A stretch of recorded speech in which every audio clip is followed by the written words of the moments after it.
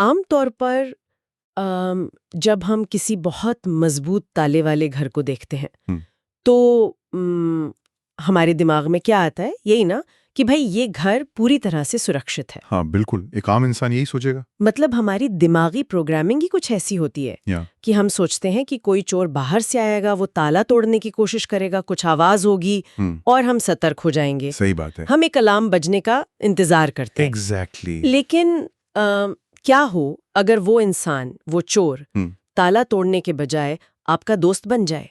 मतलब वो मुख्य दरवाजे से मुस्कुराता हुआ अंदर आए, आपके साथ सोफे पर बैठे, आराम से आपके साथ चाय पिए, आपकी परेशानियां सुने और फिर बातों बातों में आपकी ही नजरों के सामने आपकी तिजोरी की चाबी का सांचा ले ले। अरे बाप रे ये एक बहुत ही खौफनाक विचार है। और अगर हम इसे साइकोलॉजी के नजरिए से देखें ना, तो ये इसलिए इतना डरावना है क्योंकि इस स्थिति में इंसान का जो थ्रेट डिटेक्शन सिस्टम होता है, खतरे को भांपने वाला रडार, वो पूरी तरह से बंद हो जाता है। हाँ, क्योंकि आपको तो लग रहा है कि वो आपका अपना है। बिल्कुल, आपको पता ही नहीं होता कि आप पर हमला हो रहा है।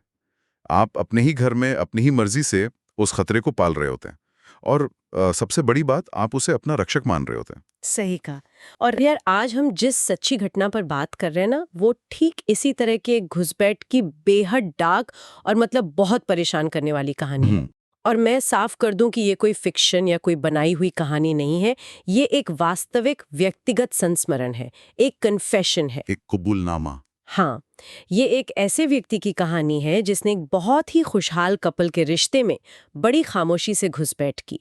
मतलब उनके दिमाग से खेला, उन्हें अलग किया, उस लड़की का मनोवैज्ञानिक और आर्थिक स्तर पर शोषण किया और अंत में डिजिटल ब्लैकमेल के जरिए उस लड़की की जिंदगी को पूरी तरह से एक तमाशा बना दिया। देखो, इस पूरी घटना पर बात करने का हमारा उद्देश्य ये बिल्कुल नहीं है कि हम किसी का पक्ष लें या इस भयानक कृत्य को किसी भी तरह से सही ठहराएं। बिल्कुल नहीं। बल्कि हमारा मिशन है इस कहानी के जरिए मैनिपुलेशन, यानी ये जो छल कपट की डार्क साइकोलॉजी है ना, उसे डिकोड करना। हाँ, ताकि लोग समझ सकें। एग्जैक्टली। हम उन तरीकों को, उन बारीक मानसिक ट्रिक्स को समझना चाहते हैं जिनका इस्तेमाल लोग दूसरों की जिंदगी को अपने रिमोट कंट्रोल से चलाने के लिए करते हैं। और आज के डिजिटल युग में, जहां प्राइवेसी और किसी पर किया गया अंधा विश्वास कितने बड़े खतरे ला सकता है, ये कहानी उसका एक बहुत ही कड़वा सच है। तो चलिए साइकोलॉजिकल भूल भुलैया के अंदर चलते हैं। ये कहानी किसी सस्पेंस थ्रिलर की तरह शुरू होती है। शुरुआत में एक कपल है, दोनों बहुत खुश हैं, एक दूसरे के साथ अच्छे से रहते हैं और सबसे बड़ी बात, मतलब उनके बीच कोई लड़ाई झगड़ा नहीं होता, जो कि एक अच्छी बात है ना। हाँ। लेकिन हमारा जो कहानी का मुख्य किरदार है, जिसे हम यहाँ सिर्फ नरेटर कहेंगे, वो उन्हें देखता है। अब यार एक आम इंसान खुशहाल कपल को देखकर शायद खुश होगा या हद से हद थोड़ी बहुत जलन महसूस करेगा। नॉर्मल ह्यूमन नेचर है ना। लेकिन ये नैरेटर हैरान रह जाता है। वो सोचता है कि इनके बीच कोई लड़ाई क्यों नहीं होती, ऐसा कैसे हो सकता है। और फिर वो अपने एक दोस्त से शर्त लगाता है। शर्त? हाँ, एक चुनौती देता है कि वो इस लड़की को इस रिश्ते से चुरा कर दिखाएगा। यार, यहां पर हमें थोड़ा रुककर इस नैरेटर के दिमाग को समझना होगा। जो बात मुझे सबसे ज्यादा हैरान कर रही है वो है इसका मकसद। मतलब यहां लड़की के प्रति कोई प्यार नहीं है, कोई गहरा आकर्षण भी नहीं है। बिल्कुल नहीं। ये सिर्फ एक खेल है उसके लिए। हाँ, एक चुनौती है। वो बस ये साबित करना चाहता है कि वो उस खुशहाल रिश्ते को तोड़ सकता है। मतलब ये कैसा माइंडसेट है? मनोविज्ञान में इसे डार्क ट्रायड पर्सनालिटी से जोड़कर देखा जाता है। मतलब इसमें नार्सिसिज्म, मैकियावेलिनिज्म और साइकोपैथी का मिक्स होता है। बाप रे। ये एक शिकारी वाली मानसिकता है, जहां दूसरा इंसान कोई जीती जागती भावना नहीं है, बल्कि सिर्फ एक शिकार है या एक ट्रॉफी है जिसे जीतकर बस अपने ईगो को संतुष्ट करना है। यार इसे सुनकर मुझे एक बहुत ही सटीक तुलना याद आ रही है। मतलब मैं सोच रही थी ये पूरा खेल बिल्कुल एक कंप्यूटर हैकर की तरह है। हैकर? अच्छा, कैसे? देखो, जब एक हैकर किसी बहुत ही सुरक्षित सिस्टम या नेटवर्क को बर्बाद करना चाहता है तो वो सामने से कोई बड़ा हमला नहीं करता, है ना? हाँ, वो चुपचाप बैकडोर ढूंढता है। एग्जैक्टली। वो सिस्टम के अंदर मौजूद जीरो डे एक्सप्लॉइट की तलाश करता है। मतलब वो कमजोरियां या लूप होल्स जिनके बारे में खुद सिस्टम बनाने वाले को भी नहीं पता होता। हाँ, बहुत सही पॉइंट है। और नरेटर ने बिल्कुल यही किया। वो उनके फ्रेंड ग्रुप में शामिल हो गया, उसने बहुत करीब से उनके डायनामिक्स को देखा और पहचाना कि उनके बीच जो ये शांति दिख रही है वो दरअसल पूरी तरह से सहमति नहीं है। तो क्या था वो? वो कॉम्प्रोमाइज यानी समझौतों पर टिकी थी। उसने उन छोटी छोटी अनकही दिक्कतों को खोज निकाला। मुझे तुम्हारी ये हैकर वाली एनालॉजी बहुत ही शानदार लगी सच में, क्योंकि ये बिल्कुल सटीक बैठती है। देखो, हर रिश्ते में कुछ समझौते होते हैं। कुछ ऐसी बातें होती हैं जिन्हें लोग प्यार के लिए या बस शांति बनाए रखने के लिए नजरअंदाज करते हैं। हाँ, हम सब करते हैं। बिल्कुल। एक आम इंसान इसे रिश्ते की मजबूती मानेगा, मैच्योरिटी मानेगा, लेकिन एक मैनिपुलेटर की नजरों में ये लूप होल्स होते हैं। दरारें? हाँ, ये वो दरारें होती हैं जिनमें शक का बीज आसानी से बोया जा सकता है। और जब उस कपल के बीच एक दिन एक आम सी बहस हुई, एक छोटी सी लड़ाई हुई, जो हर कपल में होती है। बिल्कुल, तो नरेटर ने तुरंत उसी दरार का फायदा उठाया। उसने दोनों को अलग अलग भड़काना शुरू कर दिया। हाँ, मैंने सोर्स में पढ़ा था। उसने लड़के के पास जाकर, जो कि उसका दोस्त था, उससे कहा कि तूने इस लड़की को कुछ ज्यादा ही सिर पर चढ़ा रखा है। देखो कैसे ईगो को हिट किया। और दूसरी तरफ लड़की के पास जाकर बड़ी हमदर्दी से उसे ये एहसास दिलाया कि तुम इतनी अच्छी हो, हमेशा समझदारी दिखाती हो, लेकिन तुम्हारी इस अच्छाई का सिर्फ फायदा उठाया जा रहा है। अगर हम इसके पीछे के मैकेनिज्म को समझे ना, तो ये डिवाइड एंड कॉन्कर यानी फूट डालो और राज करो की रणनीति का सबसे डार्क रूप है। ध्यान दो कि उसने दोनों के सबसे कमजोर हिस्सों पर वार किया। उसने लड़के के अहंकार को भड़काया, ये कहकर कि वो अपने रिश्ते में कंट्रोल में नहीं है। हाँ, जो किसी भी लड़के को ट्रिगर कर सकता है। और लड़के की भावनाओं से खेला, उसे ये महसूस कराकर कि वो पीड़ित है, विक्टिम है। अब होता क्या है कि इंसान का दिमाग विक्टिम कार्ड को बहुत जल्दी स्वीकार करता है। अच्छा, ऐसा क्यों? क्योंकि ये हमें हमारी गलतियों से बरी कर देता है। हमें लगता है कि हाँ यार, गलती मेरी नहीं है, मेरे साथ ही बुरा हो रहा है। वाओ। इससे हुआ ये कि दोनों के बीच जो एक कम्युनिकेशन का पुल था, बातचीत का जो जरिया था, वो रातों रात टूट गया। दोनों एक दूसरे को शक की नजर से देखने लगे। और एक बार जब उसने दोनों के बीच के विश्वास को हिला दिया, तो उसका अगला लॉजिकल कदम था लड़की को पूरी तरह से अकेला करना, आइसोलेट करना। हाँ, क्योंकि जब तक लड़की के पास बात करने के लिए कोई और है, तब तक नैरेटर का कंट्रोल पूरा नहीं हो सकता ना। बिल्कुल नहीं। तो कहानी के अगले हिस्से में हम देखते हैं कि नैरेटर लड़की से बड़ी मासूमियत से कहता है कि देखो, टेलीग्राम के ग्रुप में बहुत लोग आते जाते हैं, हम ना अलग से बात करते हैं ताकि मैं तुम्हें बेहतर तरीके से समझा सकूं, तुम्हारी बात सुन सकूं। क्या बात है, बहुत ही क्लासिक चाल है ये। इसके बाद वे टेलीग्राम का ग्रुप छोड़कर सीधे व्हाट्सएप पर प्राइवेट चैट करने लगते हैं और फिर धीरे धीरे जो पुराना प्रेमी था उससे लड़की का संपर्क लगभग पूरी तरह खत्म हो जाता है। ये मनोविज्ञान में आइसोलेशन यानी अलगाव की बहुत ही जानी मानी रणनीति है। और इसके काम करने का तरीका इतना सूक्ष्म होता है कि विक्टिम को पता ही नहीं चलता। कैसे?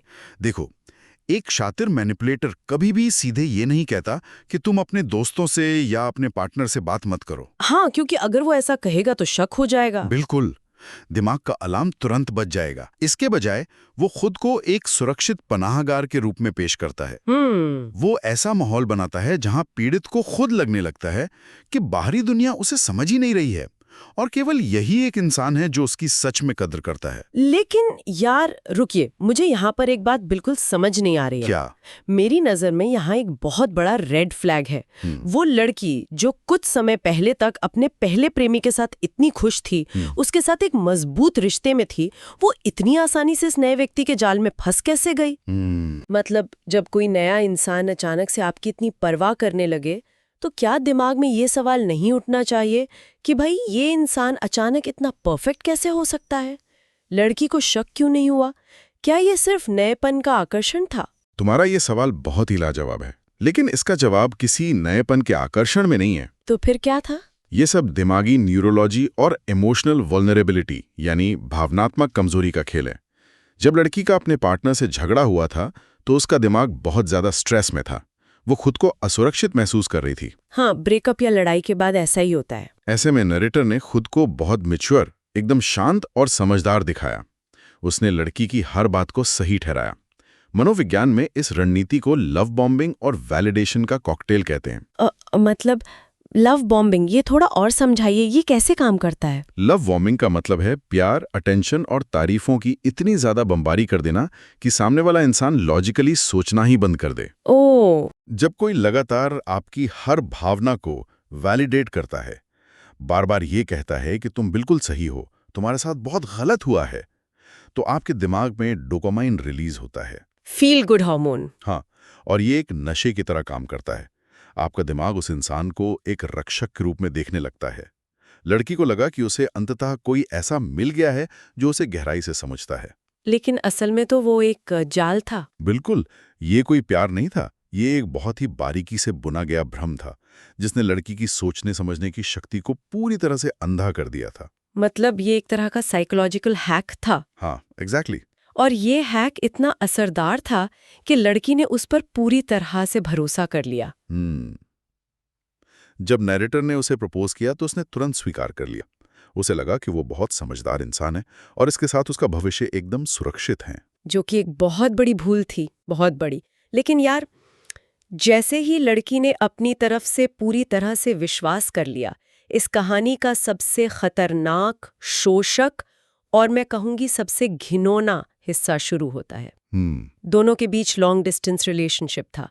धीरे धीरे उनकी सामान्य बातचीत बहुत ही अतरंग और निजी बातों में बदल गई। और यहीं से कंट्रोल का असली खेल, या कहूं कि असली शोषण शुरू होता है। हाँ, लड़की प्यार और भरोसे में इस कदर अंधी हो चुकी थी कि वो नैरेटर के कहने पर कुछ भी करने को तैयार थी।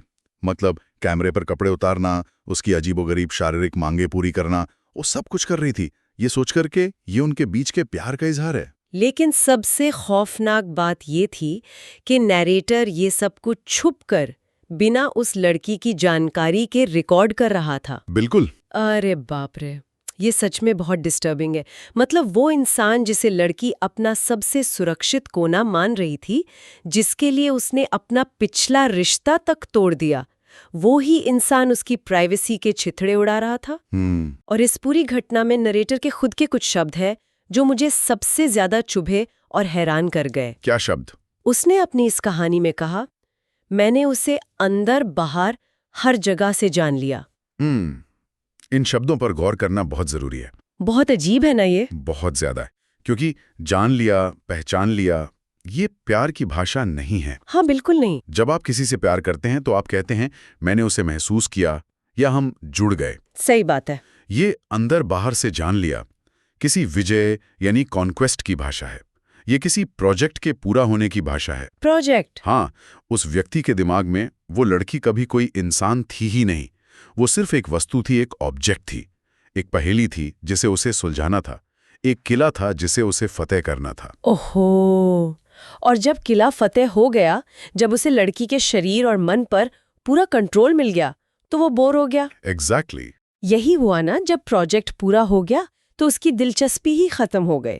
कहानी में स्पष्ट रूप से बताया गया है कि जब नैरेटर का मन भर गया तो उसने जानबूझकर छोटी छोटी बातों पर रोज लड़ाइयां शुरू कर दी। बिल्कुल वैसे ही जैसे उस लड़की का पुराना बॉयफ्रेंड करता था, जिसके बारे में नैरेटर ने ही लड़की को भड़काया था शुरुआत में। बहुत ही कैलकुलेटेड मूव था ये। हाँ, उसने ऐसी स्थिति पैदा कर दी जहां लड़की खुद ही थककर परेशान होकर उससे दूर हो जाए। मनोविज्ञान की भाषा में इसे द डिस्कार्ड फेज कहते हैं। लेकिन एक सवाल है, अगर वो बोर हो गया था तो उसने सीधे सीधे रिश्ता क्यों नहीं तोड़ दिया? मतलब ये इतना टॉक्सिक माहौल बनाने की क्या जरूरत थी? बहुत अच्छा सवाल है।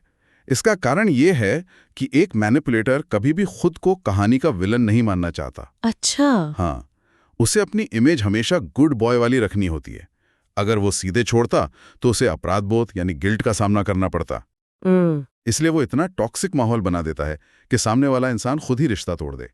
इससे मैनिपुलेटर खुद से कह पाता है कि मैंने तो कुछ नहीं किया यार, उसी ने मुझे छोड़ा है। वाओ, कितनी चालाकी है ये। और जब उनका अप्रत्यक्ष रूप से ब्रेकअप हो गया तो नैरेटर को लगा कि उसने खुद को पिछले बॉयफ्रेंड से बेटर साबित कर दिया है।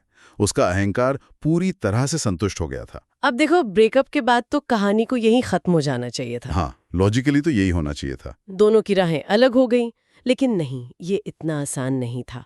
कुछ समय बाद जब नैरेटर की अपनी शारीरिक जरूरतें फिर से जागी, उसे लगा कि वो जब चाहे उस लड़की का इस्तेमाल कर सकता है, तो उसने लड़की को फिर से कॉल करना शुरू किया। लेकिन यहाँ कहानी पलटती है।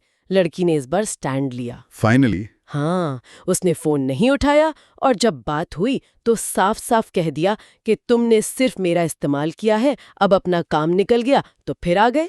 और ये वो पल था जहां मैनिपुलेटर के हाथों से कंट्रोल फिसलने लगा। हाँ, लड़की सच्चाई समझ चुकी थी, और किसी भी कंट्रोल फ्रीक इंसान के लिए सबसे बड़ा डर यही होता है, अपनी कठपुतली पर से नियंत्रण खो देना। जब उन्हें लगता है कि उनका शिकार अब उनकी बातों में नहीं आ रहा है, तो वे पैनिक कर जाते हैं। और अपना वो कंट्रोल वापस पाने के लिए उसने अपने उस डिजिटल हथियार का इस्तेमाल किया जो उसने महीनों से छुपकर जमा किया था। ब्लैकमेलिंग। एग्जैक्टली। उसने लड़की को धमकी दी कि वो सारी सीक्रेट रिकॉर्डिंग, वो सारे प्राइवेट वीडियो और तस्वीरें उसके परिवार वालों को भेज देगा। बहुत नीच हरकत। यहाँ पर एक बहुत ही अजीब बात होती है। जब वो लड़की को धमकी देता है तो लड़की उसे पलटकर जवाब देती है, तुम ऐसा नहीं कर सकते, तुम ऐसा कभी नहीं करते। यार, ये एक बहुत ही क्लासिक लेकिन दुखद प्रतिक्रिया है। हाँ, मैं इसे ट्रस्ट ब्लाइंडनेस कहूंगी। बिल्कुल सही टर्म है। मतलब इंसान का दिमाग ये स्वीकार ही नहीं कर पाता कि जिस व्यक्ति के साथ उसने अपने सबसे कमजोर और निजी पल साझा किए हैं, वो इतना क्रूर हो सकता है। पर दिमाग ऐसा करता क्यों है? क्या ये कोई डिफेंस मैकेनिज्म है? बिल्कुल। इसे मनोविज्ञान में कॉग्निटिव डिसोनेंस कहते हैं। Cognitive dissonance. हाँ, जब हमारे दिमाग में किसी इंसान की एक बहुत ही अच्छी इमेज बनी होती है और अचानक से उस इंसान की एक बेहद डरावनी सच्चाई हमारे सामने आती है, तो दिमाग उस सच्चाई को रिजेक्ट कर देता है। मतलब वो मान ही नहीं पाता। एग्जैक्टली। ये बिल्कुल वैसा ही है जैसे किसी बड़े एक्सीडेंट के बाद शरीर शॉक में चला जाता है ताकि उसे दर्द महसूस ना हो। लड़की का दिमाग खुद को उस विश्वासघात के ट्रॉमा से बचाने के लिए एक डिनायल मोड में चला गया था। वो अभी भी उसी मैच्योर और समझदार इंसान वाली इमेज से बात कर रही थी जो नैरेटर ने शुरुआत में बनाई थी। हाँ, जो उसने प्रोजेक्ट की थी। वो ये नहीं देख पा रही थी कि वो समझदार इमेज तो सिर्फ एक नकाब था। लेकिन यार, चीजें तब और भी ज्यादा भयानक हो जाती हैं जब लड़की की शादी फिक्स हो जाती है। परेशान होकर लड़की अपने होने वाले पति को नरेटर का नंबर दे देती है और बताती है कि ये शख्स उसे तंग कर रहा है। इसके बाद होने वाला पति नरेटर को मैसेज करता है कि ये लड़की मेरी वाइफ होने वाली है, इससे दूर रहो। और ये मैसेज, ये इस पूरी कहानी का सबसे बड़ा टर्निंग पॉइंट है। अच्छा। हाँ, अगर हम इसके पीछे के मनोविज्ञान को गहराई से समझें, तो होने वाले पति का ये मैसेज नरेटर के लिए कोई चेतावनी या खतरा नहीं था। ये उसके अहंकार पर एक सीधा प्रहार था। ये एक ईगो क्लैश बन गया। तो इस सब का आखिर मतलब क्या है? क्या नरेटर को इस बात का दुख था कि लड़की हमेशा के लिए जा रही है? क्या उसे उससे थोड़ा भी लगाव था? बिल्कुल नहीं, रत्ती भर भी नहीं। मैनिपुलेटर को लड़की के जाने का कोई दुख नहीं था। उसे इस बात का गुस्सा था कि कोई दूसरा मर्द उसे चुनौती दे रहा है। बाप रे।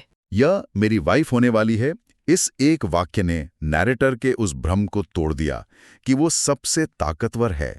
उसके विकृत दिमाग में उसे लगा कि उसकी प्रॉपर्टी पर कोई और दावा कर रहा है।